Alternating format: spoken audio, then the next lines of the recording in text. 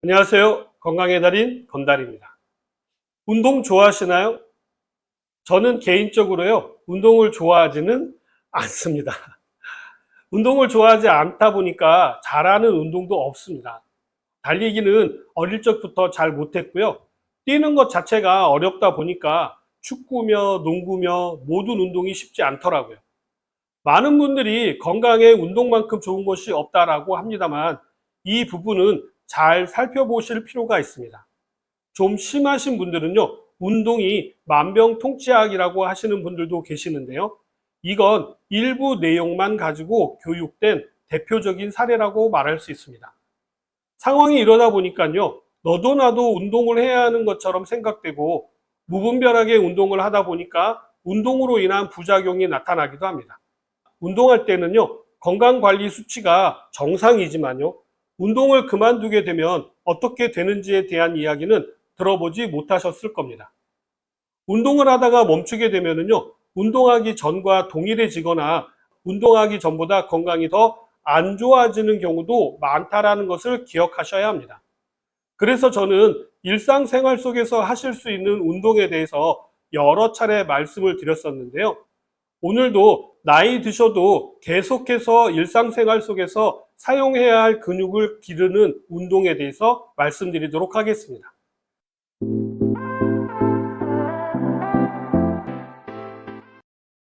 나이 드실수록 꼭 하셔야 할 운동은 바로 계단 오르기입니다. 나이 드실수록 무릎 관절에 문제가 발생하기 쉽습니다. 특히 근육이 적은 여성분들이시라면요, 꼭 하셔야 될 운동이 바로 계단 오르기입니다. 자가용을 이용하시기보다는요, 지하철을 이용하시고요, 내려갈 때는 엘리베이터나 에스컬레이터를 이용하시되 올라오실 때는요, 꼭 계단을 이용하셔야 건강하게 오래 사실 수 있게 됩니다. 걷기 운동만으로는 무릎을 지켜내지 못합니다.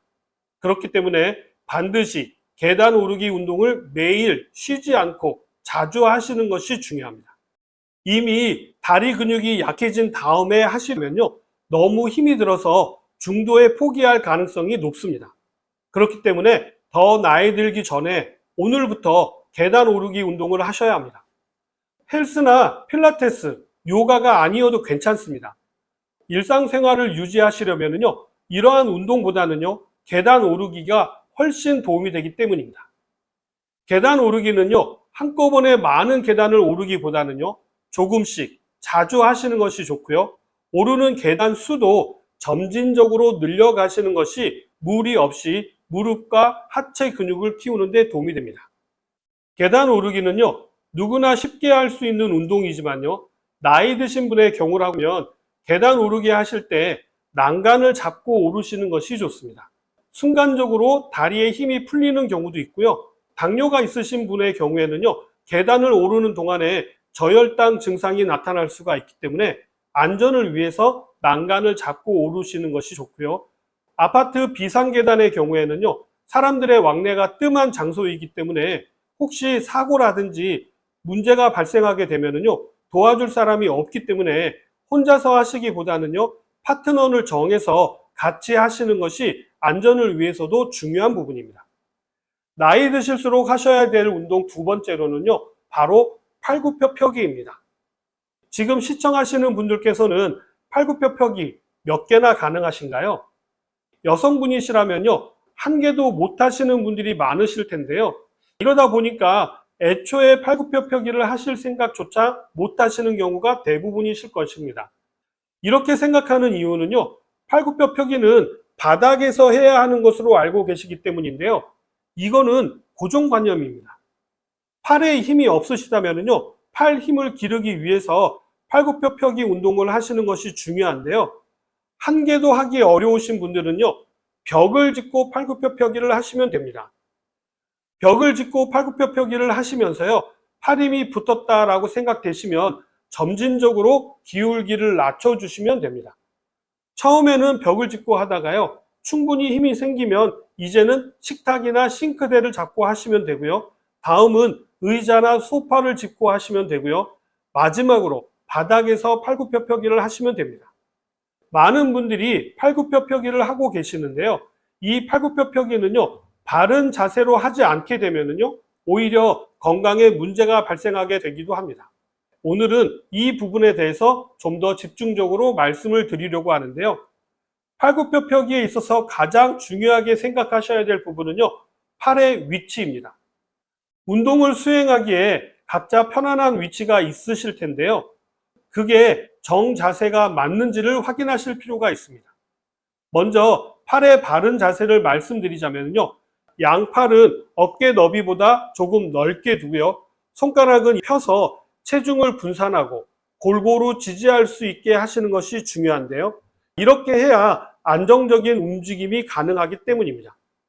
발은 발끝을 바닥에 대고 무게중심은 앞쪽에 쏠리게 하는 것이 좋은데요. 처음에는 발을 조금 벌려 중심을 잡기 편한 자세로 하시다가요. 안정적인 움직임이 가능하게 되면 발을 모으시는 것이 좋습니다. 팔꿈치의 위치는요, 내려갔을 때 가슴의 중앙 부위에 위치하도록 하시면 됩니다. 팔꿈치의 위치에 따라서요, 자극되는 근육이 달라지기 때문에 틀린 것이라고 할 수는 없지만요, 가장 기본적인 부분이라고 생각하시고 이 자세에서부터 시작하시는 것을 권해드립니다. 나중에는요, 팔꿈치를 몸쪽에 붙이고 하는 것도 가능하고요, 팔꿈치를 어깨 높이로 높여서 하시는 것도 가능합니다만 이런 자세는 무리가 될 수 있기 때문에 주의가 필요합니다.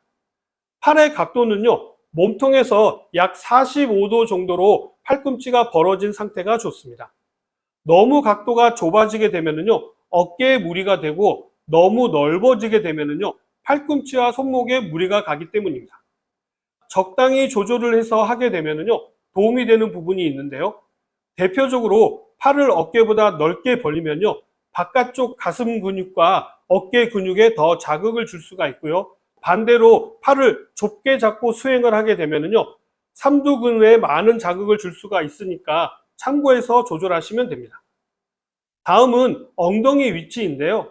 엉덩이가 위로 올라가게 되면요, 엉덩이 무게까지 어깨가 감당해야 하기 때문에 문제가 될 수가 있고요. 엉덩이가 너무 내려가게 되면요, 허리를 꺾는 자세가 되기 때문에요, 이것 또한 문제가 됩니다. 그렇기 때문에요, 머리, 목, 등, 허리, 다리가 일직선이 되게 하고요, 일직선이 그대로 움직일 수 있도록 운동을 하는 것이 가장 좋은 자세입니다. 어린 아이들에게 팔굽혀펴기를 시키게 되면요, 어깨와 팔은 힘이 없어서 내려가지 않고요, 엉덩이만 오르락 내리락 하는 경우가 많은데요, 이렇게 하게 되면 허리를 다칠 수가 있으니까 주의가 필요합니다. 다리도 높이에 따라서 강도를 조절할 수가 있게 되는데요. 다리를 바닥보다 조금 높게 하게 되면요, 디클라인 푸시업이라고 해서 가슴 상부를 자극하는 효과가 나타나게 되고요. 반대로 팔을 높게 하게 되면요, 인클라인 푸시업이라고 해서 가슴 하부를 자극하게 됩니다. 바닥에서 하실 때 팔의 힘이 약할 경우에는요, 무릎을 꿇고 하는 방법도 있는데요. 이 자세는 연세가 있으신 분들께는 권해드리고 싶지는 않습니다. 주로 젊은 여성분들께 권해드리는 방법인데요. 무릎에 압력이 가해질 수가 있어서 베개 같은 푹신한 쿠션을 이용하신다거나 벽을 짚고 하시는 것을 더 충분히 하신 후에 바닥으로 내려오시는 것을 권해드립니다. 오늘은 나이 들어서도 건강하게 생활할 수 있는 운동법에 대해서 말씀을 드렸는데요. 어떻게 좀 도움이 되셨나요? 나이가 들게 되면은요, 내 몸이 내 의지대로 되지 않을 때가 많습니다. 그렇기 때문에 다른 운동에 집중하시기보다는요, 계단 오르기와 팔굽혀펴기를 꾸준하게 하시게 되면은요, 적어도 일상생활의 불편함은 느끼지 않으실 수 있습니다. 오늘 내용은 여기까지고요. 저는 다음 시간에 다시 찾아뵙도록 하겠습니다. 감사합니다.